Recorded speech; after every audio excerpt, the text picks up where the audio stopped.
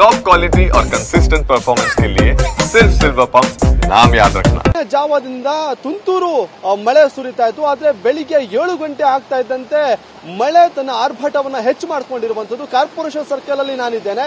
ಇಲ್ಲಿ ಗಮನಿಸಬಹುದು, ಇನ್ನೂ ಕೂಡ ಮಳೆ ಬೆಳಿಗ್ಗೆ ಕೆಲಸ ಕಾರ್ಯಕ್ಕೆ ಹೋಗಬೇಕಾಗಿದ್ದಂತಹ ಜನರೆಲ್ಲರೂ ಕೂಡ ಮಳೆಯಲ್ಲಿ ಸಿಕ್ಕಾಕೊಂಡು ಪರದಾಡುವಂತಹ ಪರಿಸ್ಥಿತಿಯಲ್ಲಿ ಉಂಟಾಗಿರುವಂತದ್ದು. ಇಲ್ಲಿ ಗಮನಿಸಬಹುದು, ಕಾರ್ಪೊರೇಷನ್ ಬಸ್ ಸ್ಟಾಪ್ ಅನ್ನ ನೀವು ನೋಡಬಹುದು. ಅಂದ್ರೆ ಸಾಮಾನ್ಯವಾಗಿ ಬಸ್ಗೆ ಕಾಯುವಂತಹ ಜನರು ಬಸ್ ಸ್ಟಾಪ್ ಅಲ್ಲಿ ನಿಂತ್ಕೊಳ್ತಾರೆ. ಆದ್ರೆ ಮಳೆ ಹೆಚ್ಚಾಗ್ತಾ ಇರುವಂತಹ ಕಾರಣದಿಂದಾಗಿ, ಬೆಳ್ಳಂಬೆಳಿಗ್ಗೆ ಮಳೆ ಸುರಿತಾ ಇರುವಂತಹ ಕಾರಣದಿಂದಾಗಿ ಬೈಕಲ್ಲಿ ಬಂದಂತಹ ಸವಾರರು ಬೈಕನ್ನ ರಸ್ತೆಯ ಬದಿಯಲ್ಲಿ ನಿಲ್ಲಿಸಿ ಎಲ್ಲರೂ ಕೂಡ ಬಸ್ ಸ್ಟಾಪ್ ಅಲ್ಲಿ ಆಶ್ರಯವನ್ನ ಕೂಡ ಪಡ್ಕೋತಾ ಇರುವಂತದ್ದು. ಅಂದ್ರೆ ಕೆಲಸ ಕಾರ್ಯಗಳಿಗೆ ಹೋಗಬೇಕಾದಂತಹ ಜನರು ಈ ಮಳೆಯಲ್ಲಿ ಸಿಕ್ಕಾಕೊಂಡು ಒದ್ದಾಡುವಂತಹ ಒಂದು ಪರಿಸ್ಥಿತಿ ಉಂಟಾಗಿದೆ. ಅಂದ್ರೆ ಮೊದಲೇ ಹೇಳಿದಂಗೆ ಬೆಂಗಳೂರಲ್ಲಿ ಸೇರಿದಂತೆ 5 ಜಿಲ್ಲೆಗೆ ಯೆಲ್ಲೋ ಅಲರ್ಟ್ ಇರುವಂತದ್ದು. ಹಾಗಾಗಿ ಆ ಒಂದು ಹಿನ್ನೆಲೆಯಲ್ಲಿ ಮತ್ತಷ್ಟು ಮಳೆ ಹೆಚ್ಚಾಗುವಂತಹ ಸಾಧ್ಯತೆ ಇದೆ. ಹಾಗಾಗಿ ಮಳೆ ಏನಾದ್ರೂ ಹೆಚ್ಚಾಗಿದೆ ಆದ್ರೆ ಬೆಂಗಳೂರಿನ ಜನ ತತ್ತರಿಸಿ ಹೋಗೋದಂತೂ ಗ್ಯಾರಂಟಿ. ಯಾಕಂತಂದ್ರೆ ಈಗಾಗಲೇ ಸುರಿದಿರುವಂತಹ ಮಳೆಗೆ ಜನ ರೋಸಿ ಹೋಗಿದ್ದಾರೆ.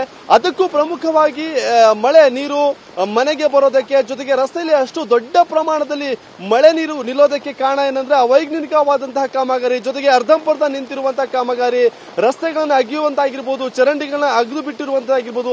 ಇದೇ ಕಾರಣದಿಂದ ಮಳೆ ನೀರು ಸರಾಗವಾಗಿ ಹರಿದೋಗೋದಕ್ಕೆ ಸಾಧ್ಯ ಇಲ್ಲ. ಹಾಗಾಗಿ ಇಷ್ಟು ದೊಡ್ಡ ಮಟ್ಟದ ಒಂದು ಅವಾಂತರ ಕೂಡ ಸೃಷ್ಟಿಯಾಗಿರುವಂತದ್ದು ಗಮನಿಸಬಹುದು. ಕಾರ್ಪೊರೇಷನ್ ಸರ್ಕಲ್ ನಲ್ಲಿ ಮಳೆಯಿಂದಾಗಿ ಬಸ್ ಸ್ಟಾಪ್ ಅಲ್ಲಿ ಒಂದಷ್ಟು ಬೈಕ್ ಸವಾರರು ಸೇರಿದಂತೆ ಬಸ್ಗಾಗಿ ಕಾಯುವಂತಹ ಪ್ರಯಾಣಿಕರು ಆಶ್ರಯವನ್ನ ಪಡ್ಕೋತಾ ಇರುವಂತದ್ದು. ಹಾಗಾಗಿ ಮನೆಯಲ್ಲಿದ್ದಂತಹ ಕೊಡೆಗಳು, ರೈನ್ ಕೋಟ್ಗಳಲ್ಲಿ ಜನ ಈಗ ಬೆಳ್ಳಂಬೆಳಿಗ್ಗೆ ತಮ್ಮ ಕೆಲಸ ಕಾರ್ಯಗಳಿಗೆ ಹೋಗ್ತಿರುವಂತದ್ದು. ಅವ್ರಿಗೂ ಕೂಡ ಈ ವರುಣ ತೊಂದರೆಯನ್ನ ಕೊಡ್ತಾ ಇದ್ದಾರೆ.